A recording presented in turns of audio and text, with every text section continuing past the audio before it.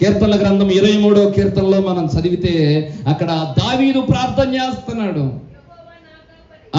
కీర్తనలో 23వ కీర్తన మొదటి వాక్యం నుంచి చదివితే, యెహోవా నా కాపరి, నాకు లేమి కలుగదు, పచ్చిక గల చోట్ల ఆయన నన్ను పరుండజేయును, శాంతికరమైన జలముల యొద్దకు ఆయన నన్ను నడిపించును, నా ప్రాణమునకు సేద తీర్చును, నడిపించును, గాఢాంధకారపు లోయలలో సంచరించిన ఏ అపాయమునకు భయపడను, దుడ్డుకర్ర దండము నన్ను ఆదరించును. కింద ఏమైనా ఉండేది, నా గిన్నె ఏమైపోతుంది, నిండి పొర్లి పారేటట్లుగా దేవుడి నూతన సంవత్సరంలో కార్యం చేయబోతున్నాడు. గట్టిగా స్తోత్రం చేద్దాం. హల్లెలూయా, హల్లెలూయా.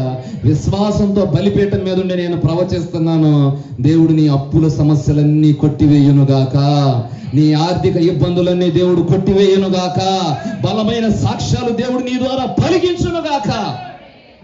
దేవుడే నీ జీవితంలో కార్యం చేయడానికి మాటలు మాట్లాడుతున్నాడు.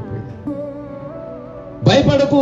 నువ్వు దేని గురించి భయపడుతున్నావు? ఆహారం అందించే దేవుడు నీకు తోడుగా ఉండగా ఆ దేవుడు నీతో ఏం మాట్లాడుతున్నాడంటే, నేను నిన్ను పోషించడానికి. కరువులో దేవుడు ఏం చేస్తాడంట, సజీవులుగా పోషించే దేవుడు అంట ఆయన. ప్రియులారా, అంత బలమైన దేవుడు నీతో ఉంటే నువ్వు భయపడాల్సిన అవసరం లేదు. నువ్వు ఎవరికి భయపడాలంట? నీ దేవునికి భయపడి నువ్వు నిలబడితే దేవుడు నీకు సమృద్ధి కలిగిన చోటుకు దేవుడు నిన్ను నడిపించబోతున్నాడు. హల్లెలూయా.